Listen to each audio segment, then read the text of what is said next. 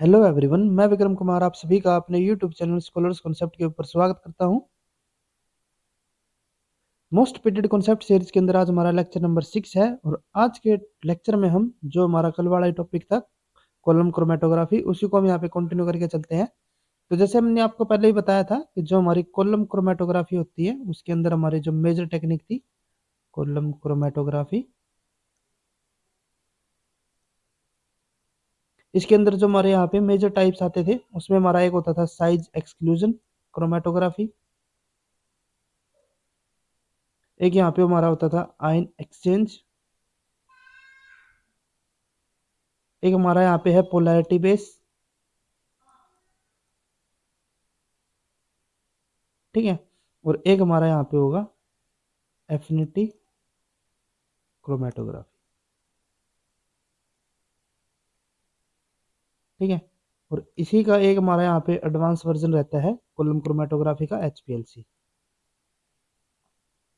ठीक है, तो इनमें से हमने जो साइज एक्सक्लूजन था वो हमने ऑलरेडी स्टडी कर लिया। जो हमारा यहाँ पे आयन एक्सचेंज क्रोमेटोग्राफी था वो हमने लास्ट लेक्चर के अंदर स्टडी किया हुआ है। इसके जो हमारे दो टाइप होते थे एनायन और कैटायन एक्सचेंज क्रोमेटोग्राफी, वो सब हमने लास्ट लेक्चर के अंदर स्टडी किया था।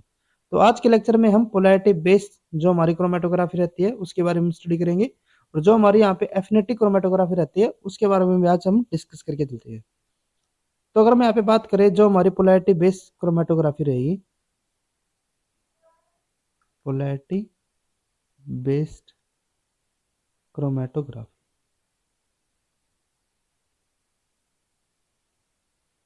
ठीक है, तो जैसे कि हमने पहले भी आपको बताया हुआ है, अगर हम यहाँ पे बात करें जो हमारी साइज एक्सक्लूजन क्रोमेटोग्राफी रहती थी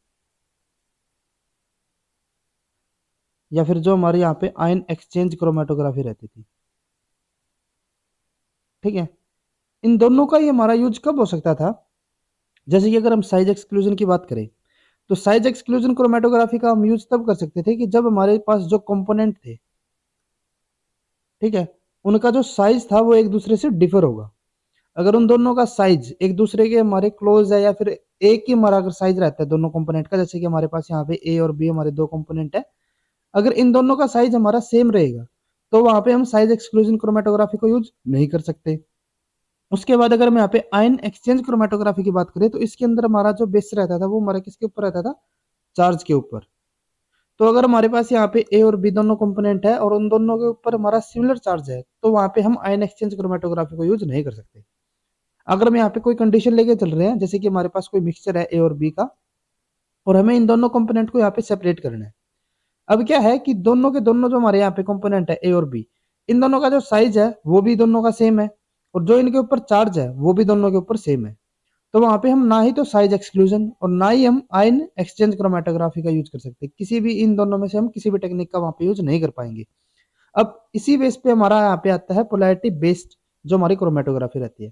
तो इसका मतलब क्या होगा पोलैरिटी बेस का, यानी कि इसके अंदर जो हमारे ये दोनों कंपोनेंट होंगे इन दोनों को हम एक दूसरे से सेपरेट कब कर पाएंगे? जब इनके ऊपर जो इनका पोलर नेचर होगा, पोलैरिटी बेस नेचर जो इनका होगा, जैसे कि एक हमारा यहाँ पे पोलर होता है और एक हमारा यहाँ पे नॉन पोलर होता है, तो ही हम इन दोनों को यहाँ पे सेपरेट कर पाएंगे। अगर दोनों के दोनों हमारे पोलर नेचर के हैं और या फिर दोनों के दोनों हमारे नॉन पोलर नेचर के हैं तो वहां पे हम इस टेक्निक का यूज नहीं कर पाएंगे।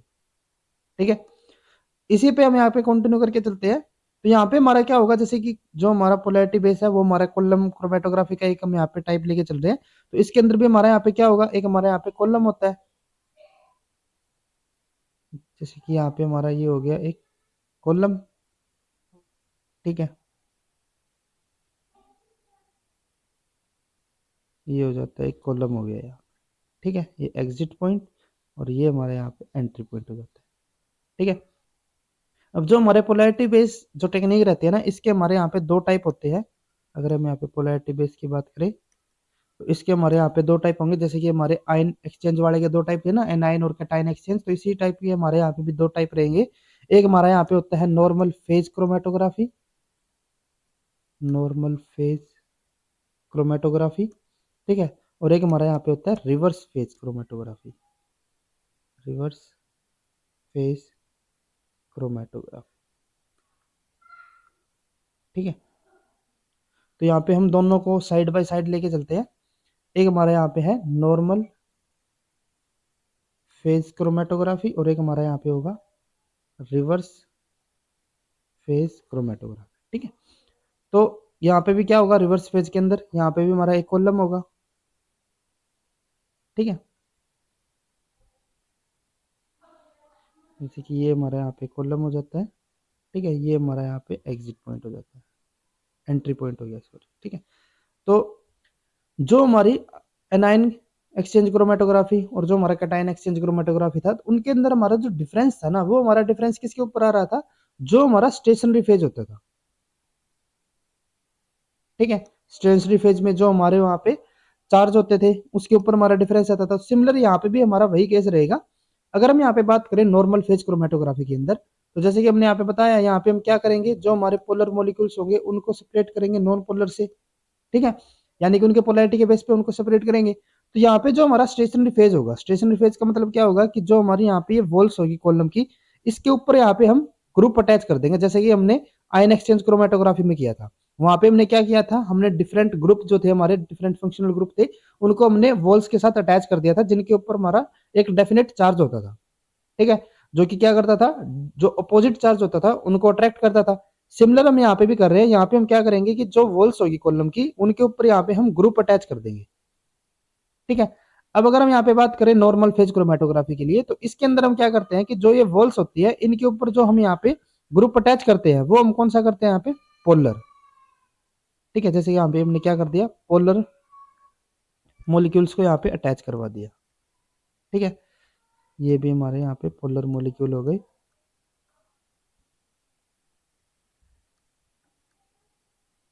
ठीक है, ये हमने यहाँ पे पोलर मॉलिक्यूल अटैच करवा दिए। अब यहाँ पे हमारे पास क्या है, एक हमारे पास यहाँ पे है ए, एक हमारे पास यहाँ पे है बी। अब कोई मॉलिक्यूल या तो हमारा पोलर होगा या फिर नॉन पोलर होगा, इनमें से एक ही चीज हो सकता है। ठीक है, और इसके साथ हमने यहाँ पे जो हमारा सोलवेंट होता था वो भी हमने यहाँ पे रख दिया। ठीक है, तो अब क्या किया, इनको हमने, इनको यहाँ पे हमने इसके अंदर एंटर करवाया। ठीक है, तो जब ये हमारे यहाँ पे एंट्री करेंगे, तो इनमें से जो हमारा ए है, हम यहाँ पे सपोज करके चलते हैं ये हमारा पोलर है, और जो हमारा बी है वो हमारा यहाँ पे नॉन पोलर है। तो जब ये हमारे यहाँ पे इसके थ्रू जाएंगे, तो क्या होगा, अब जैसे हमें पता है कि जो पोलर मॉलिक्यूल होता है वो किसको अट्रैक्ट करेगा, पोलर मॉलिक्यूल को, और जो नॉन पोलर होता है वो हमारा किसको अट्रैक्ट करेगा, नॉन पोलर को। अब जो हमारे यहाँ पे वोल्स के साथ हमारा जो ग्रुप अटैच है, वो हमारा किस नेचर का है, पोलर नेचर का। ए हमारा किस नेचर का है, पोलर नेचर का। तो ये क्या करेगा, ए को अट्रैक्ट करेगा अपनी तरफ। ठीक है, ए हमारा क्या हो जाएगा, यहाँ पे अटैच हो जाएगा। ठीक है, ए हमारा यहाँ पे अटैच हो गया। जबकि जो हमारा बी है, बी हमारा किस नेचर का है, नॉन पोलर का। तो जो हमारा यहाँ पे पोलर और नॉन पोलर, ये हमारे आपस में क्या करते हैं, रेपेल करेंगे। तो यानी कि जो हमारा यहाँ पे बी होगा वो हमारा क्या हो जाएगा, रेपेल होगा। ठीक है, तो ये हमारा यहाँ पे रेपेल होके हमारा क्या हो जाता है, यहाँ पे हमारा इल्यूट आउट हो जाएगा। यानी कि यहाँ पे सबसे फर्स्ट जो हमारा यहाँ पे बाहर आएगा वो हमारा कौन सा होता है, यहाँ पे जो हमारा नॉन पोलर नेचर का होगा। फिर उसके बाद हमारा क्या होगा, यहाँ पे हम फिर यूज करेंगे हमारा इल्यूट। ठीक है, इल्यूट क्या करेगा, जो हमारे यहाँ पे जो हमारा पोलर ये मॉलिक्यूल अटैच किया हुआ है, और जो हमारा यहाँ पे ए हमारा कंपोनेंट है, इनके बीच के जो हमारे इंटरेक्शन है उसको यहाँ पे क्या कर देता है, वीक कर देगा, जिसकी वजह से ये हमारे सेपरेट हो जाएंगे, और जो हमारा यहाँ पे ए होगा वो भी हमारा यहाँ पे रिमूव आउट हो जाएगा। तो यानी कि फिर हमारा आएगा यहाँ पे ए, जो कि हमारा पोलर नेचर का होगा। तो यानी कि अगर हम यहाँ पे बात करें नॉर्मल फेज क्रोमेटोग्राफी के लिए, तो इसके अंदर जो हमारा यहाँ पे फर्स्ट इल्यूट आउट होता है वो हमारा कौन सा होगा, नॉन पोलर, और उसके बाद जो हमारा यहाँ पे इल्यूट आउट होगा वो हमारा कौन सा होता है, यहाँ पे पोलर नेचर का। अब इसी के बेस पे यहाँ पे हमारा होता है हाइड्रोफोबिक और हाइड्रोफिलिक भी। ठीक है, जैसे कि अगर हम यहाँ पे बात करें हाइड्रोफिलिक। ठीक है, तो हाइड्रोफिलिक हमारे कौन से होते हैं, जो हमारे पोलर नेचर के होंगे, और जो हमारे नॉन पोलर होते हैं वे हमारे कौन से होते हैं, हाइड्रोफोबिक।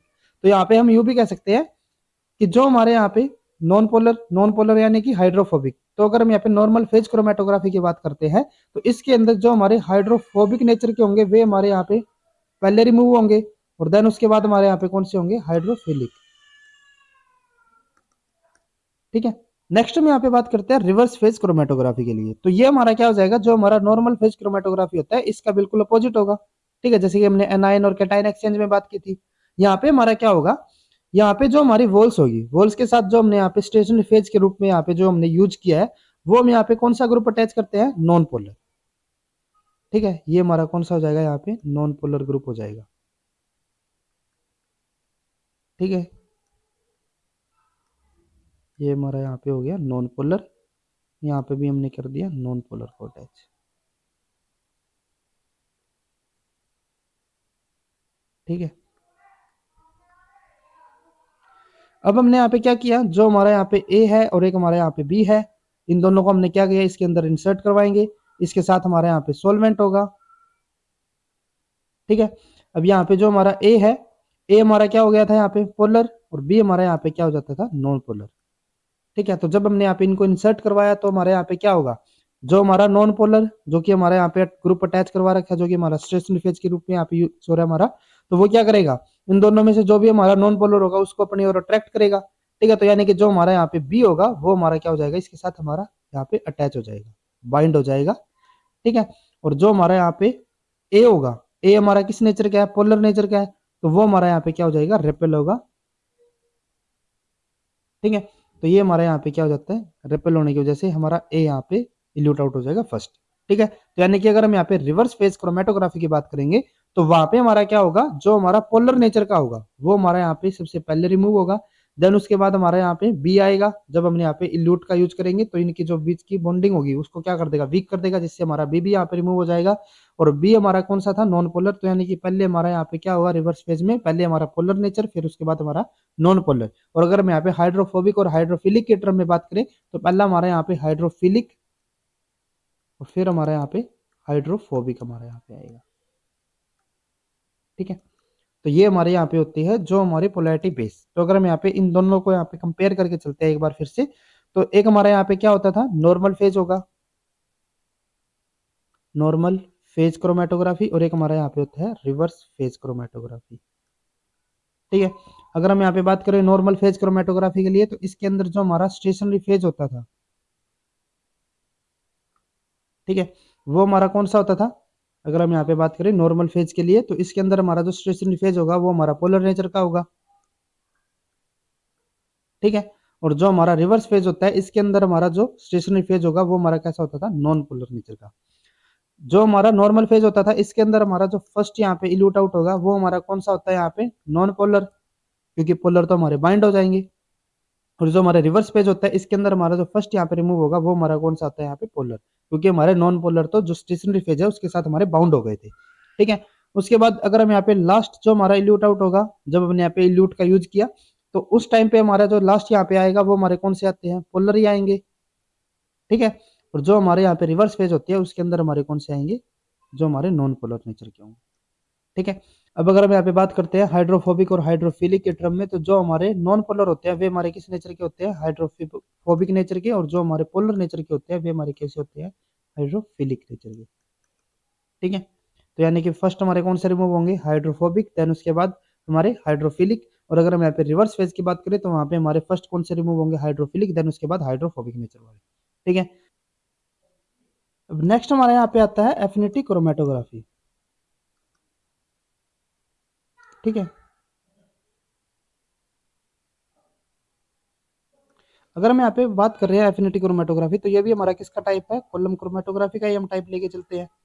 ठीक है, तो इसके अंदर भी हमारे यहाँ पे क्या होगा, एक हमारे यहाँ पे कॉलम होगा, इसके साथ हमारे यहाँ पे एक एग्जिट पॉइंट होगा, और एक हमारे यहाँ पे होता है एंट्री पॉइंट।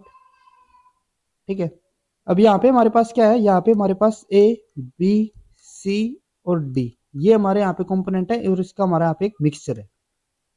ठीक है, और इसमें से हमें यहाँ पे क्या करना है, यहाँ पे हमने जो हमारा ए यहाँ पे कंपोनेंट है इसको हमें सेपरेट करके चलना है, यहाँ पे इन बाकी में से यहाँ पे हमें ए को सेपरेट करना है। तो यहाँ पे हम क्या करते हैं, जैसे कि हम यहाँ पे सपोज करके चलते हैं, यहाँ पे हमारे पास कोई दो हमारे मॉलिक्यूल है जो कि एक दूसरे के साथ हाई एफिनिटी रख रहे हैं।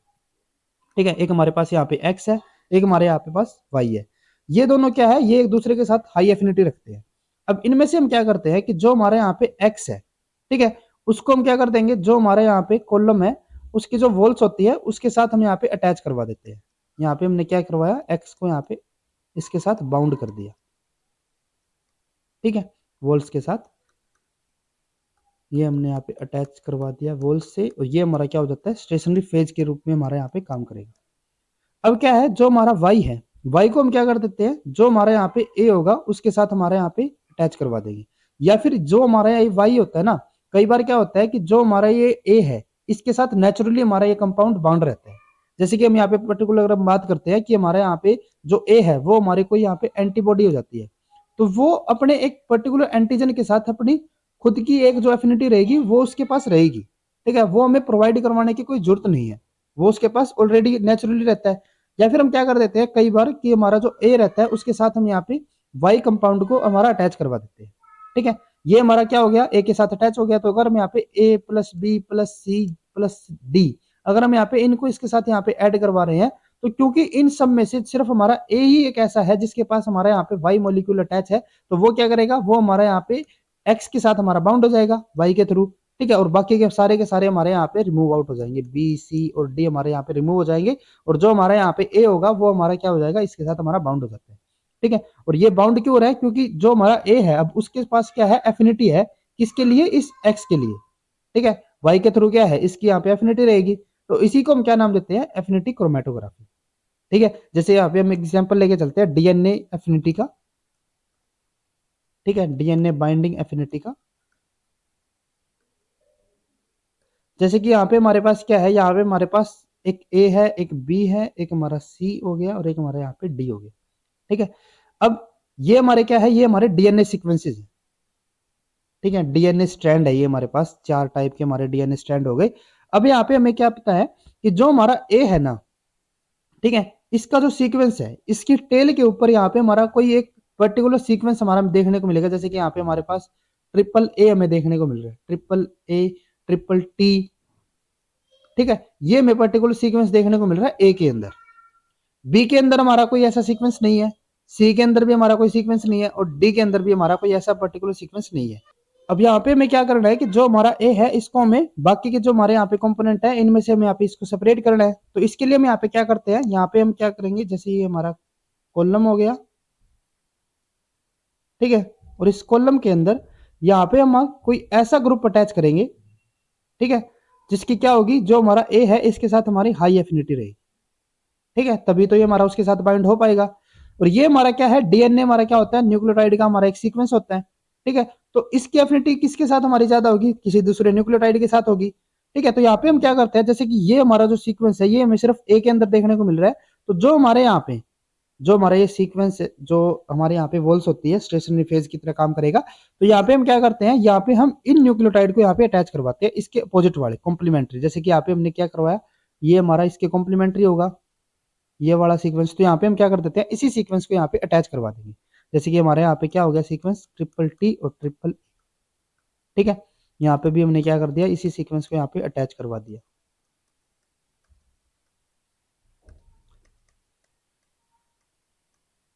ठीक है, ये सीक्वेंस हमने यहाँ पे अटैच करवा दिया। अब हमने क्या किया, यहाँ पे A plus B plus C plus D, ये जो हमारे यहाँ पे डीएनए स्ट्रैंड थे इनको यहाँ पे हमने इंसर्ट करवाया। जब हमने यहाँ पे इंसर्ट करवाया तो क्या होगा कि अगर किसी, ये जो हमारे यहाँ पे 4 हमारे पास स्ट्रैंड थे, अगर इन चारों में से किसी भी एक स्ट्रैंड के पास, जिसके भी पास, ठीक है, हमारा ये वाला सीक्वेंस का अपोजिट कॉम्प्लीमेंट्री स्ट्रैंड हमारा होगा, तो वो क्या कर लेगा, इसके साथ बाइंड कर लेगा, और अगर नहीं है तो वो हमारे यहाँ पे रिमूव आउट हो जाएगा, ठीक है। तो जैसे कि अगर हम यहाँ पे बात करते हैं, अगर बी की हम बात करें तो बी के पास सीक्वेंस नहीं है, ये हमने बताया था, ना बी के पास, ना सी के पास, ना डी के पास, तो ये तीनों के तीनों हमारे क्या हो जाएंगे, ये तो हमारे यहाँ पे रिमूव हो जाएंगे, बी सी और डी तो यहाँ पे हमारे रिमूव हो गए। लेकिन अगर हम यहाँ पे बात करें ए के लिए, तो ए के पास हमारा क्या था, इसके अपोजिट हमारा स्टैंड था यहाँ पे, ठीक है, तो ये क्या करेगा, ये हमारा इसके थ्रू यहाँ पे हमारा बाउंड हो जाएगा, ठीक है, ये हमारे इनके बीच में यहाँ पे क्या हो जाएगी, क्योंकि ये हमारे कॉम्प्लीमेंट्री हो गए तो इनके थ्रू यहाँ पे क्या हो जाता है, ये हमारे एक दूसरे से बाउंड हो जाएंगे, तो ए हमारा यहाँ पे रह जाएगा और जो हमारे बी सी डी है वो हमारे यहाँ पे रिमूव आउट हो जाएंगे। बाद में हम क्या करते हैं, यहाँ पे हमारा जो मिक्सर होता है, सॉल्वेंट होता है, उसके अंदर हमारे जो आयनिक प्रॉपर्टी होती है उसको चेंज करके इनके बीच के जो हमारे यहाँ पे बाइंडिंग रहती है उसको हम यहाँ पे वीक कर देते हैं, जिससे ए भी हमारे यहाँ पे रिमूव हो जाता है, ठीक है। तो इस तरीके से हम यहाँ पे क्या करते हैं, एफिनिटी क्रोमेटोग्राफी का यूज करेंगे जो हमारे कंपोनेंट है उनको सेपरेट आउट करने के लिए। यहाँ पे मैं बस इतना क्लियर होना चाहिए कि हम जिस भी यहाँ पे मॉलिक्यूल को यहाँ पे सेपरेट कर रहे हैं उसके अपोजिट यहाँ पे हमारा क्या होना चाहिए, कोई हमारी ऐसा मॉलिक्यूल यहाँ पे हम बाइंड करेंगे जिसकी हाई एफिनिटी रहेगी अपने कंपोनेंट के साथ, ठीक है। जैसे कि हमारे क्या है कि यहाँ पे जो हमारा ये सीक्वेंस है, ठीक है, ये अपने कॉम्प्लीमेंट्री के साथ क्या कर लेगा, यहाँ पे हाई एफिनिटी से क्या कर लेगा, उसके साथ बाउंड हो जाता है और उसको ये क्या कर लेता है, यहाँ पे अपने साथ बाउंड करके रखेगा, बाकी को यहाँ पे क्या कर देगा, रिमूव आउट कर देते हैं, ठीक है। तो इसी के लिए हमारे यहाँ पे जो हमारे यहाँ पे एफिनिटी क्रोमेटोग्राफी रहती है, इसके लिए हमारे यहाँ पे डिफरेंट लिगेंड हमारे यूज करते हैं। जैसे कि अगर हम यहाँ पे ये हमारे यहाँ पे कॉलम हो जाता है, तो जो हम यहाँ पे स्टेशनरी फेज के लिए यूज कर रहे थे ना, वो हमारे कौन से होते हैं, लिगेंड होते हैं। ठीक है, तो जैसे कि यहाँ पे हमने यूज किया 5 प्राइम एएमपी। ठीक है, अगर हम यहाँ पे 5 प्राइम एएमपी को अगर हम यूज कर रहे हैं, तो उस टाइम पे ये हमारा किसके लिए एफिनिटी ज्यादा रखेगा, जो हमारा NAD positive dependent hydrogen dehydrogenase होगा। ठीक है, अगर हम यहाँ पे यूज कर रहे हैं 2 प्राइम 5 प्राइम एडीपी, तो वहां पे हमारा क्या होगा, ये हमारा किसके साथ एफिनिटी ज्यादा रखेगा, NAD positive NADP positive dependent dehydrogenase. अगर हम यहाँ पे यूज कर रहे हैं कैलमोडुलिन के लिए, ठीक है, तो वो हमारा किसके लिए एफिनिटी ज्यादा होता है, कैलमोडुलिन बाइंडिंग एंजाइम के लिए। अब यहाँ पे हमारा एक आता है एविडिन। ठीक है, ये हमारा मेजर पॉइंट है, क्योंकि अगर हम यहाँ पे कैलमोडिन की बात करें तो इसके लिए हमारा जैसे कि नाम में ही पता चल रहा है कैलमोडिन बाइंडिंग एंजाइम, लेकिन जो हमारा एविडिन होता है ये हमारा किसके साथ ज्यादा एफिनिटी रखता है, जो हमारे बायोटिन कंटेनिंग एंजाइम होंगे। ठीक है, उसके बाद हमारा यहाँ पे आता है हेपरिन। हेपरिन हमारा किसके लिए ज्यादा होता है, lipase, lipoprotein, DNA polymerase, steroid protein receptor and growth factors. उसके बाद हमारा यहाँ पे है प्रोटीन ए एंड जी, ये हमारा किसके साथ ज्यादा एफिनिटी रखता है, इम्यूनोग्लोबिन के साथ। उसके बाद हमारे यहाँ पे है फिनाइल बोरोनेट, ये हमारा किसके साथ ज्यादा एफिनिटी रखता है, ग्लाइकोप्रोटीन्स के साथ। उसके बाद हमारे यहाँ पे है पॉलीएडेनाइन। पॉलीएडेनाइन हमारा किसके साथ ज्यादा एफिनिटी रखेगा, जो हमारे यहाँ पे RNA containing poly A sequence होंगे। ठीक है, उसके बाद हमारे यहाँ पे आता है लाइगेंड में लाइसिन, और लाइसिन हमारा किसके साथ यहाँ पे ज्यादा एफिनिटी रखता है, जो हमारा आरआरएनए होगा। अब यहाँ पे हमारा एक और आता है, जैसे कि जो हमारे यूकारियोट्स के अंदर जो हमारे आरएनए न्यूली सिंथेसाइज होते हैं, ठीक है, तो उनके अंदर हमारा क्या होता है, वहां पे हमें पॉली ए टेल देखने को मिलती है। ठीक है, तो यहाँ पे हम क्या करते हैं कि जो हमारे यहाँ पे कॉलम है, ठीक है, और अगर हमें इनको यहाँ पे सेपरेट करना है, यूकारियोट्स के जो हमारे न्यूली सिंथेसाइज आरएनए है, उनके पास में क्या पता है, वहां पे हमारे क्या होती है, एक पॉली ए टेल होगी, जो हमारे यहाँ पे 5 प्राइम साइड होगी उस तरफ।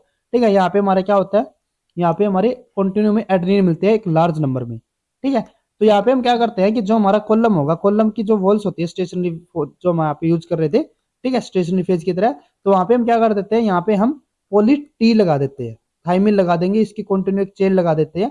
ठीक है, सिमिलर यहाँ पे भी हमने यूज कर लिया, तो ये हमारे क्या करेंगे, जो भी हमारा न्यूली सिंथेसाइज्ड यूकारियोटिक आरएनए होगा, वो हमारा क्या करेगा, वो हमारे यहाँ पे जब जाएगा इसके थ्रू, तो क्योंकि इनके पास क्या है, यहाँ पे हमारे पास एक पॉलीएडेनाइन है, यहाँ पे हमारे पास पॉलीथाइमिन है, तो ये क्या करेंगे, जो हमारे एडेनिन होंगे वे हमारे थाइमिन से बाउंड हो जाएंगे, तो इसीलिए जो हमारे न्यूली सिंथेसाइज्ड यूकारियोट्स होते हैं वे हमारे इनसे बाउंड हो जाते हैं। ठीक है, तो अगर हमारा कोई क्वेश्चन आता है जिसके अंदर हमें पूछा गया हो कि अगर हम न्यूली सिंथेसाइज्ड जो हमारे आरएनए है उनको अगर हमें यहाँ पे जो एफिनिटी क्रोमेटोग्राफी है उनके थ्रू अगर हमें उनको सेपरेट करना हो, तो वहां पे हम किसका यूज कर सकते हैं, जो हमारे पॉलीथाइमिन होंगे, ठीक है, या फिर पॉली यूरासिल का भी यूज कर सकते हैं, क्योंकि आरएनए के अंदर हमारी जो बाइंडिंग रहती थी वो हमारे किसकी होती थी, जो हमारे एडेनिन और यूरासिल होते थे। ठीक है, तो उनका भी हम यहाँ पे यूज कर सकते हैं, लेकिन जो हमारी थाइमिन के साथ इसकी जो बाइंडिंग रहती है वो हमारी ज्यादा होती है। ठीक है, तो इसीलिए हम वहाँ पे थाइमिन का ज्यादातर यूज करते हैं, या फिर हम यूरासिल का भी वहाँ पे यूज कर सकते हैं। तो ये हमारी यहाँ पे हो जाती है एफिनिटी क्रोमेटोग्राफी। ठीक है, तो यहाँ पे हमने क्या किया है, यहाँ पे जो हमने कॉलम क्रोमेटोग्राफी थे उसके हमारे जो 4 मेजर टाइप थे उनको हमने यहाँ पे स्टडी किया। सबसे पहले था हमारा साइज एक्सक्लूजन, देन उसके बाद हमारा आयन एक्सचेंज, इसके हमने 2 टाइप पढ़े, कैटायन एक्सचेंज और एक हमारे यहाँ पे होता था एनायन एक्सचेंज। ठीक है, फिर उसके बाद हमने यहाँ पे पढ़े जो हमारे पोलैरिटी बेस था, और पोलैरिटी बेस में हमने यहाँ पे 2 टेक्निक पढ़ी है, एक हमारा यहाँ पे होता था नॉर्मल फेज, एक हमारा यहाँ पे होता है रिवर्स फेज क्रोमेटोग्राफी, एक हमारे यहाँ पे होता है एफिनिटी क्रोमेटोग्राफी। ठीक है, जो हमारे साइज एक्सक्लूजन क्रोमेटोग्राफी होता था उसके अंदर हमारा जो फर्स्ट यहाँ पे रिमूव होता था, ठीक है, फर्स्ट हमारा कौन से रिमूव होगा, जो हमारा लार्ज साइज का होता था। ठीक है, और जो हमारा यहाँ पे लास्ट जो रिमूव होता था वो हमारा कौन सा होता था, यहाँ पे जो हमारा स्मॉल साइज का होता था। ठीक है, उसके बाद जो हमारा आयन एक्सचेंज क्रोमेटोग्राफी है इसके अंदर हमारा एक कैटायन एक्सचेंज था, एक हमारा यहाँ पे एनायन एक्सचेंज था।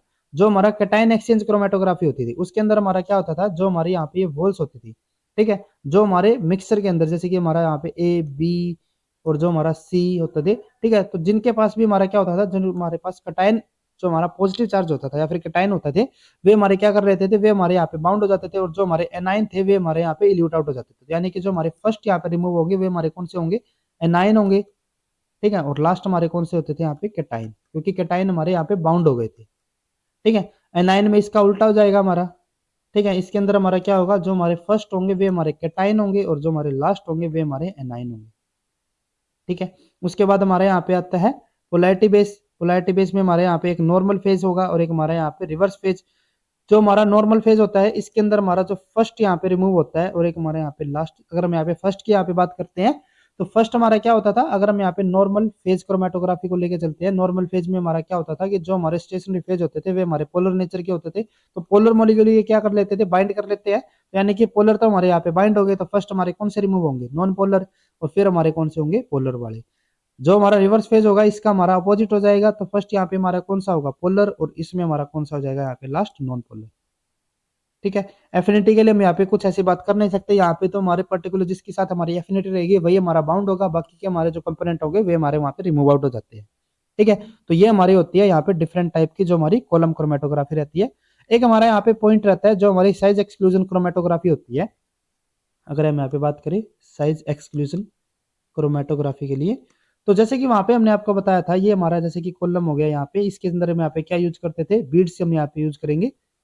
ठीक है, और बीड्स के लिए मैंने आपको यहाँ पे साइज बताया था इनका, कि इनका एक पर्टिकुलर यहाँ पे पोर साइज रहता है, जिससे क्या होगा कि उससे ज्यादा अगर किसी का भी हमारे यहाँ पे साइज रहता है, किसी पेप्टाइड का अगर उससे ज्यादा साइज होगा, ये हमारे क्या होते थे, जो हमारे यहाँ पे बीड्स होते थे ये हमारे पोरस नेचर की होती थी। ठीक है, तो इनके अंदर हमने क्या बताया था कि इनका हमारा एक पर्टिकुलर साइज होता है, जैसे कि ये हमारा जो 100 किलो डाल्टन, ठीक है, या फिर हमारे 100 डाल्टन में यहाँ पे जैसे कि लेके चलते हैं, तो अगर हमारा 100 डाल्टन का अगर इसका पूरा साइज रहता है मैक्सिमम, तो अगर किसी का साइज, अगर हमारा कोई पेप्टाइड है उसका साइज अगर हमारा 120 है, 100 से ऊपर है, तो वो हमारा क्या करेगा, वो इनमें हमारा एंट्री करेगा ही नहीं, और वो हमारा क्या हो जाता था यहाँ पे अलग से हमारा रिमूव आउट हो जाता था। सबसे पहले हमारा वही होता था ना, सबसे लार्ज वाला, वही हमारा यहाँ पे रिमूव होता था। अब जैसे कि हम यहाँ पे लेके चलते हैं, हमारे पास जो पोरस साइज है वो हमारा 100 डाल्टन का ही है। ठीक है, तो यहाँ पे हमारे पास चार हमारे कंपोनेंट है, ए बी सी और डी। ठीक है, अब इनमें से क्या है, जो हमारा ए है इसका जो साइज है वो हमारा यहाँ पे हो गया 20, इसका हमारा यहाँ पे हो जाता है 40। जो हमारा सी है इसका हमारा यहाँ पे साइज है 120 और इसका हमारा यहाँ पे साइज है 200। ठीक है, तो हमें यहाँ पे पूछा गया है कि ये हमारे किस ऑर्डर में यहाँ पे रिमूव आउट होंगे, सबसे पहले हमारा कौन सा आएगा, सबसे लास्ट हमारा यहाँ पे किस तरीके से इनका ऑर्डर रहेगा। ठीक है, तो उसके लिए हमारे यहाँ पे क्या था, हमने जैसे आपको बताया था, यहाँ पे हमें पता होना चाहिए कि किस साइज का हमारा यहाँ पे पोरस स्ट्रक्चर है, वो हमने यहाँ पे बताया हुआ है। ये हमारा कितना है, 100 डाल्टन का है। तो इसका मतलब क्या होगा कि अगर हमारा जो ये चार कंपोनेंट है, अगर किसी का 100 से ऊपर हमारा साइज होगा तो वो हमारे क्या हो जाना चाहिए, यहाँ पे इजिली रिमूव हो जाएंगे, और उससे कम वाले हमारे क्या होंगे, यहाँ पे इसमें से पोरस के थ्रू जो हमारे ये पोरस स्ट्रक्चर है इनके थ्रू हमारे यहाँ पे आएंगे।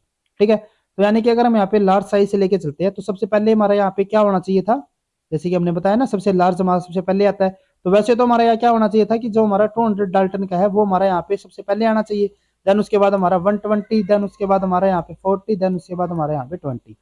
ठीक है, तो वैसे तो हम यहाँ पे यही ऑर्डर लेके चलते हैं, लेकिन यहाँ पे हमारा एक क्या आता है कि जो हमारे यहाँ पे 200 का है और जो हमारे यहाँ पे 120 का है, ये दोनों ही हमारे क्या है, दोनों ही हमारे 100 से ज्यादा हो गए। ठीक है, तो ना ही तो हमारा 200 वाला और ना ही हमारा 120 वाला, कोई भी हमारा इन पोरस स्ट्रक्चर के अंदर हमारा एंट्री नहीं करेगा। तो यानी कि ये दोनों क्या होंगे, दोनों ही हमारे यहाँ पे इजिली बाहर से रिमूव हो जाएंगे। ठीक है, और इसीलिए ये दोनों के दोनों ही हमारे क्या होते हैं, ये दोनों के दोनों हमारे एक साथ ही हम मानते हैं यहाँ पे कि ये दोनों तो हमारे इकट्ठे ही आएंगे। ठीक है, क्योंकि इन दोनों में से कोई भी हमारा एंट्री कर ही नहीं रहा, तो वो अपने रास्ते से, जैसे कि ये दोनों इकट्ठे यहाँ पे चलते आ रहे हैं।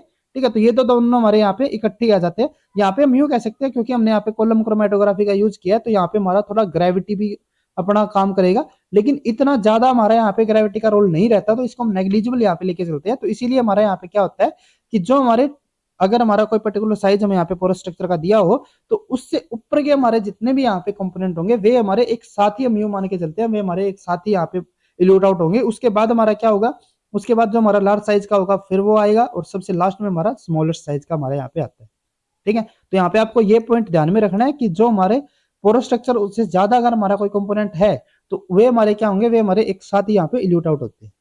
ठीक है, तो ये हमारे यहाँ पे हो जाते हैं जो हमारी कॉलम क्रोमेटोग्राफी थी। उसके अलावा यहाँ पे हमारे कुछ टॉपिक रहते हैं, जैसे कि हमारा HPLC रहता है, एक हमारा GMGC जो हमारा गैस क्रोमेटोग्राफी है वो हमारी रहती है यहाँ पे, एक हमारी जो प्लेनर क्रोमेटोग्राफी है उसके बारे में भी यहाँ पे थोड़ा सा हमें ओवरव्यू लेके चलना है। तो ये जो हमारी रहती है टेक्निक, वो भी हम यहाँ पे आगे लेक्चर में हम डिस्कस करके चलते हैं। तो आज के लेक्चर में बस इतना ही। अगर आपको ये वीडियो हमारी यूजफुल लगी तो please like and share this video, और CSIR से रिलेटेड इसी तरीके के इंपॉर्टेंट कॉन्सेप्ट्स करने के लिए please subscribe to our YouTube channel scholars concepts. Thank you.